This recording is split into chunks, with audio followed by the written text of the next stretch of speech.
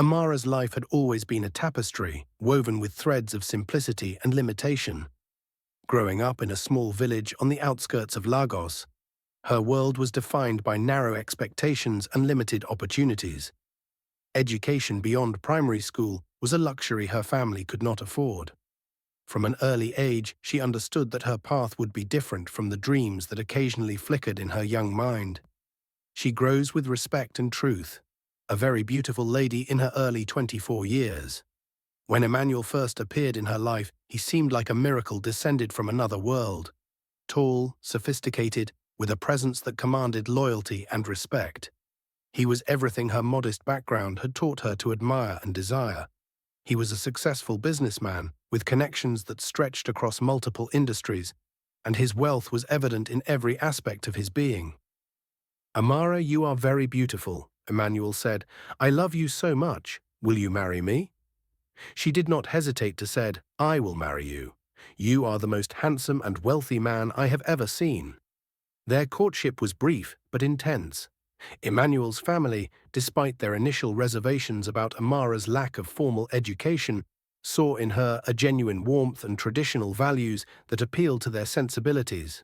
She was beautiful, not in the polished cosmopolitan way of city girls, but with a natural elegance that spoke of her rural origins. Her skin was smooth, like polished mahogany, her eyes deep and expressive, and her smile contained a sincerity that could disarm even the most cynical observer.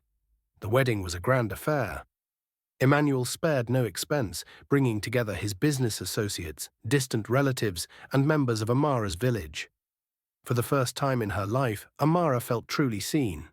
Her white wedding gown, carefully selected by Emmanuel's sisters, made her feel like a princess.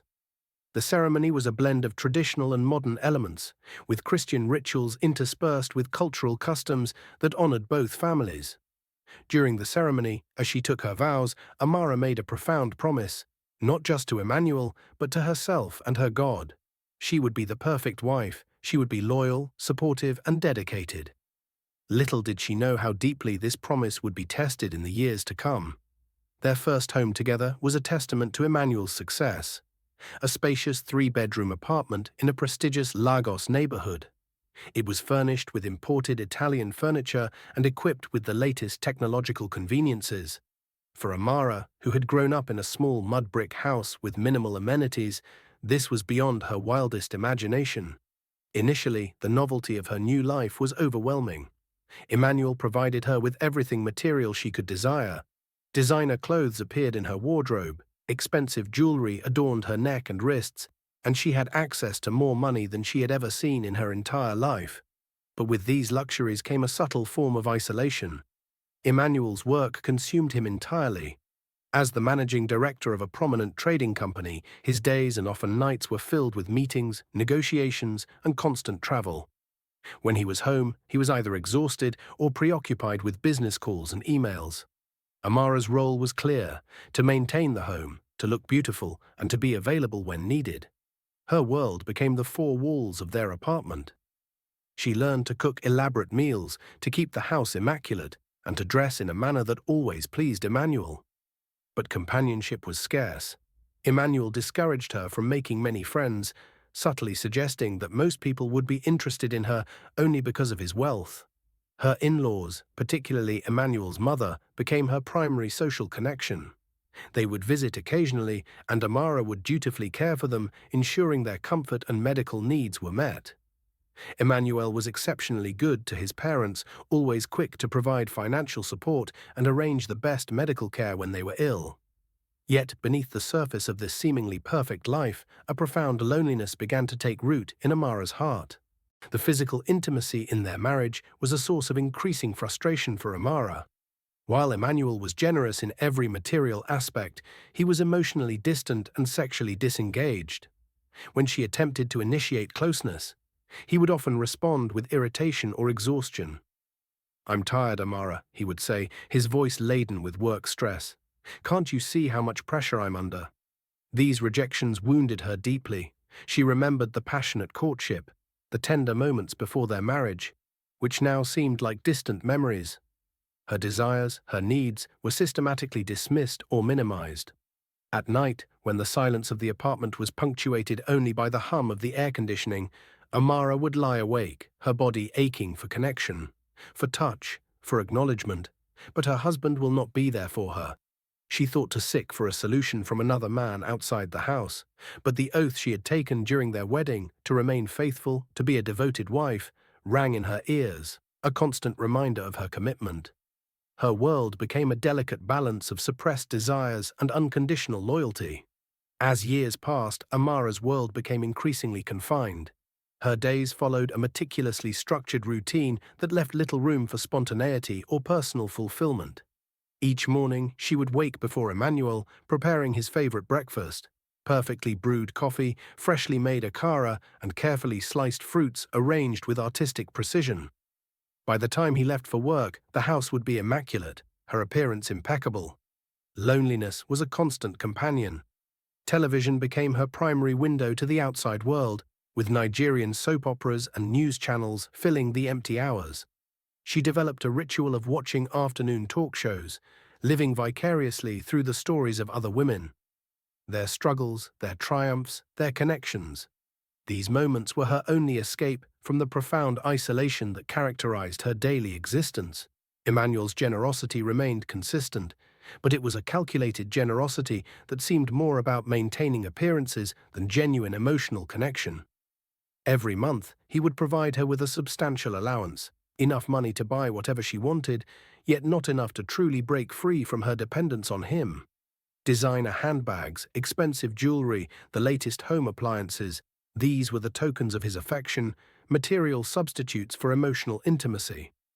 Her attempts to discuss her feelings were met with dismissal or anger. Once, gathering her courage, she had tried to express her need for more connection. "Emmanuel," she began softly, her hands trembling slightly, "I feel lonely sometimes." His response was immediate and cutting. "Lonely? Look at everything I've provided for you. What more could you possibly want?" The words hung in the air, a stark reminder of her position. She was provided for, but not truly seen. The physical distance between them grew more pronounced with time. Emmanuel's work took him away for weeks, sometimes months. When he was home, he was a distant presence, more like a temporary visitor than a life partner. The few times she attempted to initiate physical intimacy, he would recoil, making her feel unwanted and deeply ashamed. "Not now," he would say, "I'm exhausted from work." The rejection wounded her more deeply than she could express. In her most private moments, alone in their spacious bedroom, Amara would trace her fingers over her body, wondering why she seemed so undesirable. The mirror reflected a woman in her prime, beautiful, well-maintained, yet invisible to the one person who was supposed to cherish her most. Her background played a constant role in her submission. The limited education, the village upbringing, the cultural expectations, all of these were invisible chains that kept her bound to a life of quiet endurance. She remembered the stories her mother and aunties had told her about marriage, about patience, about suffering in silence, about the virtue of a loyal wife. The oath she had taken on her wedding day became both her shield and her prison. "Until death do us part," she would whisper to herself, a mantra of both commitment and resignation. Despite the emotional desert of her marriage, Amara was not entirely without moments of joy. Her relationship with Emmanuel's parents, particularly his mother, provided a source of genuine connection. When they fell ill, Amara was their most dedicated caregiver. She would accompany them to hospitals, meticulously manage their medications, and ensure their comfort with a tenderness that spoke to her deep capacity for love. Emmanuel, to his credit, was always supportive of her care for his parents. He would provide whatever financial support was necessary, arranging the best medical treatments, paying for specialists, ensuring they wanted for nothing. In these moments, Amara could see glimpses of the man she had originally fallen in love with. Compassionate, generous, capable of deep familial love. But love, she was learning, was a complex tapestry. It wasn't just about grand gestures or financial provision. It was about connection, about truly seeing another person, about meeting their deepest emotional and physical needs. And in this profound understanding, Amara's silent struggle continued, a testament to the unspoken challenges faced by many women trapped in marriages that provide everything except the one thing that truly matters: genuine emotional intimacy. The evening was like countless others in Amara's carefully curated world. The Lagos sun had begun its descent, painting the sky in muted oranges and deep purples, casting long shadows across the immaculate living room. She was in the middle of her usual routine, straightening already perfect throw pillows, adjusting the position of a vase that needed no adjustment, when she heard the familiar sound of Emmanuel's key in the lock. But something was different this time. The door opened and Emmanuel entered with his commanding presence, but beside him was a massive English male mastiff. The dog was impressive, muscular, with a coat the color of rich coffee and eyes that seemed to hold an intelligence far beyond what Amara expected. Emmanuel's voice cut through her momentary surprise. "Amara, I've brought something for you," he announced, his tone a mixture of pride and pragmatism. "This is Buffalo. He'll be our home's security dog and your companion while I'm away." Buffalo stood obediently beside Emmanuel, his massive frame a stark contrast to the delicate furnishings of their Lagos apartment. Amara remembered her husband's frequent absences, weeks that stretched into months, and something inside her stirred. A companion, not a husband's emotional presence, but a four-legged guardian. "He's from my company's security breeding program," Emmanuel continued, removing his expensive Italian leather shoes. "Trained, well-behaved, he'll protect you when I'm traveling." Amara approached slowly, unsure. Buffalo's eyes met hers, not with the aggressive intensity one might expect from a security dog, but with a gentle, almost understanding gaze, as if he could sense Amara decades of unspoken loneliness. "Come," Emmanuel instructed the dog, "meet your new mistress." Buffalo moved with a grace that belied his size. He sat precisely where Emmanuel indicated, watching Amara with an alert but non-threatening demeanor. Her hand, usually reserved for arranging delicate porcelain or preparing Emmanuel's perfectly pressed shirts, now hesitantly reached out. The dog didn't move, didn't jump, didn't bark. Her fingers touched his soft coat, and something unexpected happened. A warmth spread through her. Not the passionate heat of unmet marital desires, but a genuine, uncomplicated connection. Buffalo's tail gave a gentle, measured wag, as if understanding the significance of this moment. Emmanuel watched for a moment, seemingly satisfied. "He's trained to respond to both English and basic Nigerian commands. I've ensured he'll be useful." With that, he was gone, moving towards their bedroom to change, to prepare for whatever business call or international meeting awaited him. But Amara remained with Buffalo, her dog. The first few days were tentative. Buffalo was not just a dog, but a meticulously trained companion. He moved through their home with a discipline that reminded Amara of Emmanuel's own structured approach to life. Each morning, while her husband prepared for work, Buffalo would sit near the kitchen entrance, watching her prepare breakfast with an almost military precision. Emmanuel's instructions were clear. Buffalo needs 2 walks daily, exactly 30 minutes in the morning, 30 minutes in the evening. Feed him precisely at 6 a.m. and 6 p.m. His diet is carefully controlled. The special blend I've arranged will be delivered monthly. But what began as a structured arrangement soon transformed into something profound. Buffalo wasn't just a security measure. He was a listener. When Amara spoke, sharing her day's mundane details, her quiet frustrations, her unspoken dreams, he would cock his head, those intelligent eyes never leaving her face. Unlike Emmanuel, who would dismiss her words or be too consumed by work, Buffalo seemed to truly hear her. During Emmanuel's extended absences, sometimes 4 months at a stretch, Buffalo became her entire world. They developed a rhythm. Morning walks through the quiet streets of their upscale Lagos neighborhood, where other residents would marvel at the striking pair, the elegant woman and her impressive mastiff. Afternoon companionship, where Buffalo would lie near her feet as she watched her beloved television shows, his massive body a comforting presence. Bath times became a ritual of intimacy. Amara would carefully wash Buffalo, her fingers working through his coat, talking to him about her day, her dreams, her profound loneliness. Buffalo would stand perfectly still, occasionally giving a soft nudge, as if to say, "I'm listening." And at night, contrary to what Emmanuel might have expected, Buffalo didn't sleep on the floor or in a designated dog bed. He would climb onto their massive bed, a bed that had known so much emptiness, and curl up beside Amara. His body was a barrier against the cold silence of her marriage, a living, breathing reminder that she was not entirely alone. It wasn't a sudden transformation, but a gradual process. The love Amara had carefully preserved, the passion she had tried to direct towards Emmanuel, began to flow towards Buffalo. He became more than a pet. He was a confidant, a protector, a companion who asked nothing of her except her presence. When Emmanuel was home, Buffalo's behavior was impeccable. He would sit at a precise distance, alert but unobtrusive. During business calls that consumed Emmanuel's attention, while her husband paced and discussed international trade deals, Buffalo would lie near Amara, a solid, reassuring presence. Her emotional world, which had been a desert of unmet needs, began to find nourishment in this unexpected relationship. Buffalo didn't judge her limited education. He didn't dismiss her feelings. He didn't compare her to the sophisticated city women Emmanuel sometimes interacted with. He simply was.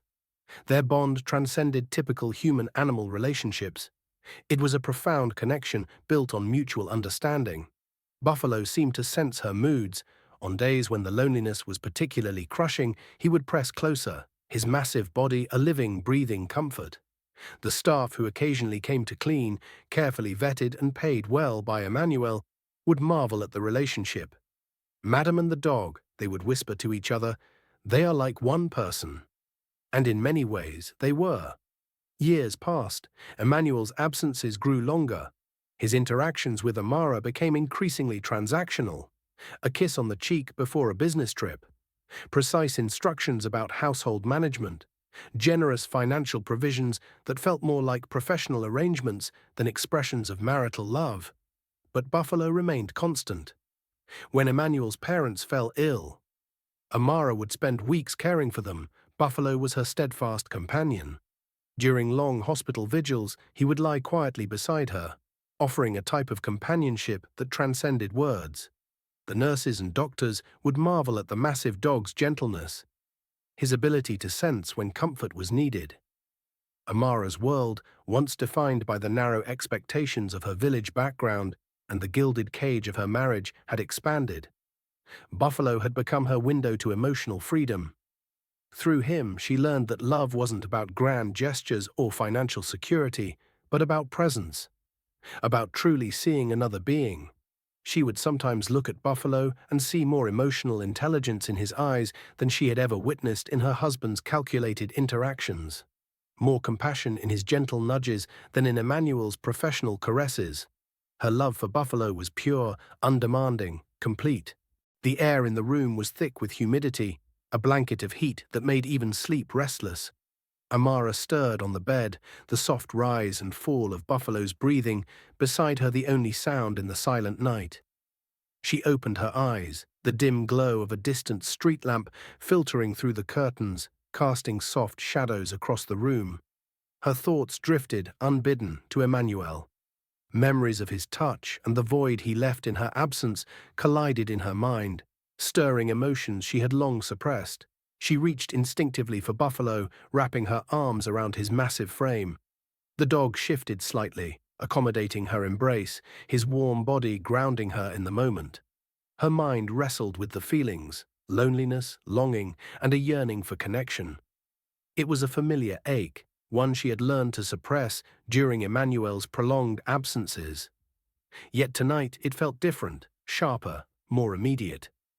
Buffalo stirred again, sensing her unrest. He lifted his head, his dark, soulful eyes meeting hers. There was no judgment in his gaze, only an understanding that transcended words. Amara buried her face in his fur, tears she didn't realize she had been holding back spilling freely now. "You're all I have," she whispered into the quiet, her voice trembling with emotion. The dog responded by nudging her gently, his breath warm against her cheek, as if to say, "I'm here." The hours dragged on as Amara lay awake, clinging to Buffalo like an anchor in a sea of emotions. She knew the night would pass, as all others had, leaving her to face another day of quiet endurance. But for now she let herself feel the weight of her solitude, grateful for the unwavering presence of the one companion who had never left her side. The novel follows Amara, a young woman from a small village near Lagos who marries Emmanuel, a wealthy and successful businessman.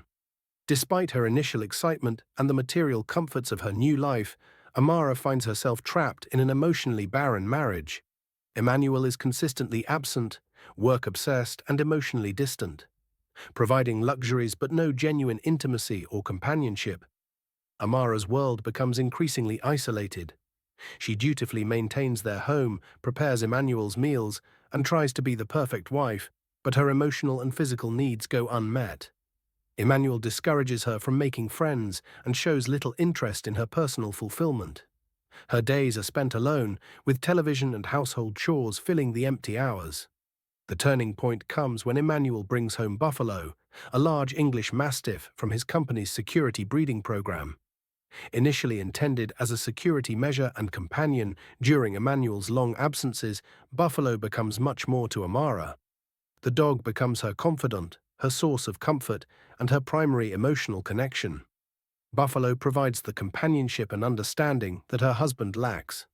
He listens to her, comforts her during lonely nights, and accompanies her during family care duties. Their bond becomes deeply intimate, with Buffalo sensing her moods and offering unconditional support. Through this relationship, Amara finds a form of love and connection that her marriage never provided. The story is a poignant exploration of loneliness, unfulfilled desires, and the unexpected sources of emotional support. It highlights the challenges faced by women in marriages that appear successful on the surface but lack true emotional intimacy. Amara's journey is one of quiet endurance, cultural expectations, and ultimately finding connection in an unexpected form. The narrative touches on themes of marriage, isolation, unmet emotional needs, and the complex dynamics of relationships in the world, all viewed through the lens of Amara's deeply personal experience. Thank you for watching. Please subscribe, like, and don't forget to comment at the comment section. Thank you once again.